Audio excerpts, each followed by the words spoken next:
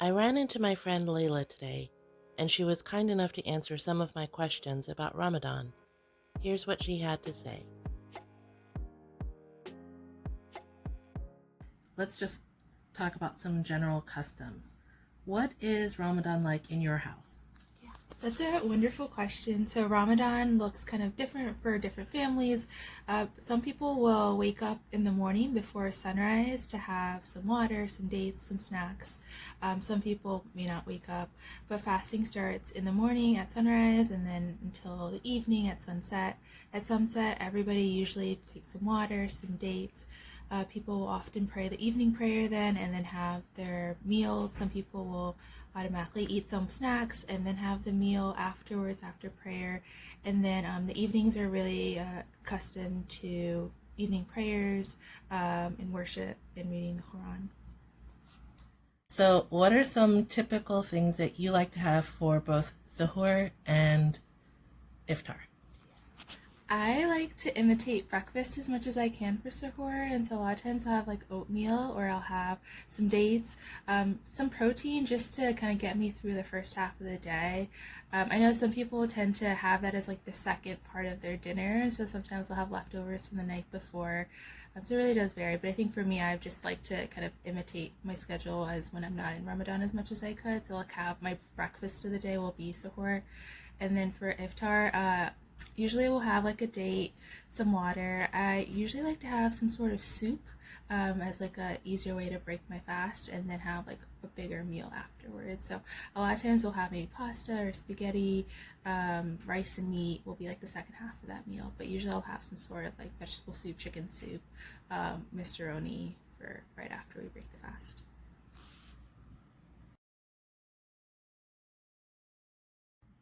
So, one thing that has come up is the question of how you spend your day.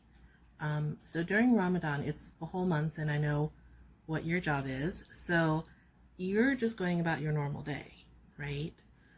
Is that really difficult to do with the fasting?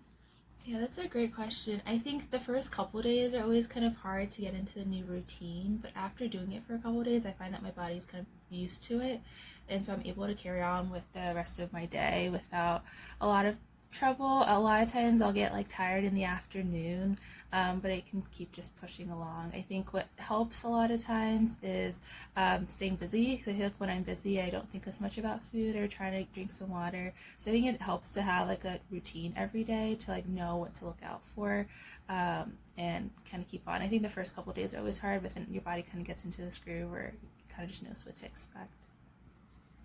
So, without giving away too much about what you do for a living, what are some sort of symptoms that people should look out for if they feel like maybe the fasting is a bit much? Like, what are some triggers to show you that, yeah, it's time for you to drink some water or eat a little something? And what are the rules surrounding that? Yeah, that's a great question. I think knowing your body is very important. If you find that you're getting really dizzy or you feel like you are not able to function, I think fasting is a very important part of the Islamic tradition. But even then, there are a lot of exceptions for people if they have chronic illnesses or if they have if they need to take medications at certain times of the day. There are exceptions where if you don't feel like you're medically able or physically able to fast, there are other options. Some people that do maybe have chronic illnesses don't fast, but they take the money that they would have used to have their iftar meal and they donate that to another family Oh, that's interesting. to help another person that's fasting kind of break their fast, and in that way they're able to kind of continue on with the Ramadan tradition without being able to fast if they're not medically able. A lot of times too, for females, if you're breastfeeding or if you're pregnant or if you're on your period, that's also some opportunities where you don't have to be fasting at those times, but you can make up your fast after Ramadan or after you finish breastfeeding for that year. Really after you finish Ramadan, if you did have to make up any days, you have until the next Ramadan to make it up. A lot of times people do it sometimes in the winter time because the days are a little bit shorter, so it's a little bit easier to fast. But those are a couple options for anybody that isn't medically able or physically able to fast, understanding that it is at the end of the day a personal decision, and you know your body better than anybody else. And so if you feel like you're able to fast 14, 15 hours a day, that's great. But if you also feel that you're not able to do that, there are other ways to still get closer to your faith during the month of Ramadan without fasting.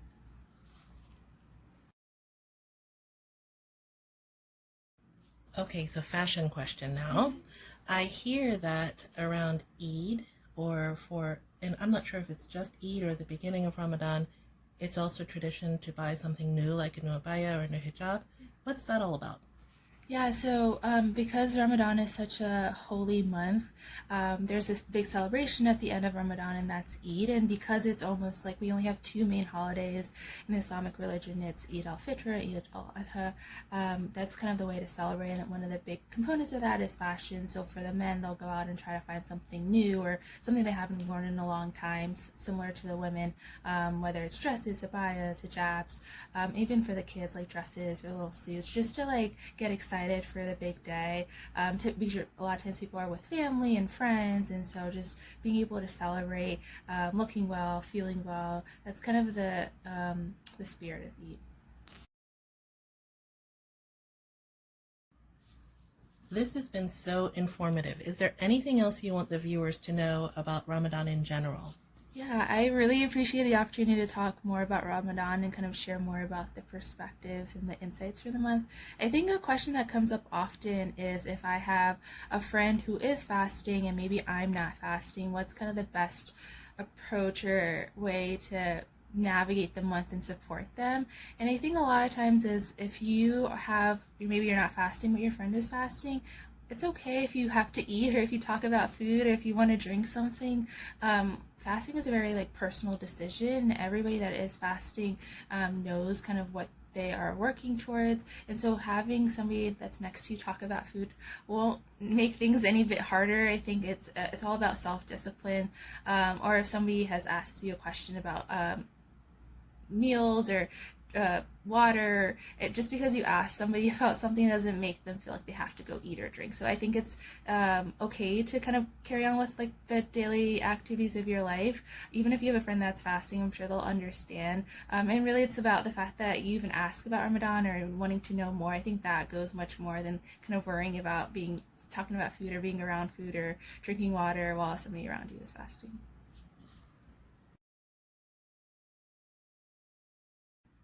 So one question I have, just because I don't know, is Ramadan is a whole month long. How much of it is centered in the home and how much of it is centered, say, around a mosque or community events? Yeah, I think that's such a great question. And I think it also varies from person to person, depending on their job, other obligations that they have. There are some Muslims that after they wake up for suhoor, they have their breakfast, they have a prayer, they go back to sleep, they wake up in the morning, they go to work as usual, may come home around like 4 or 5 p.m., have a little nap, and then have like iftar when we break our fast. And then after that, they spend most of the evening at the mosque. There are the required prayers during the day, but then there's also like optional evening prayers that Muslims can participate in, and some of those evening prayers can last from an hour to 2 hours. And so a lot of times people will come home around midnight, get some rest in before they wake up again the next morning around suhoor for like 3, 4 a.m. and kind of start the process again.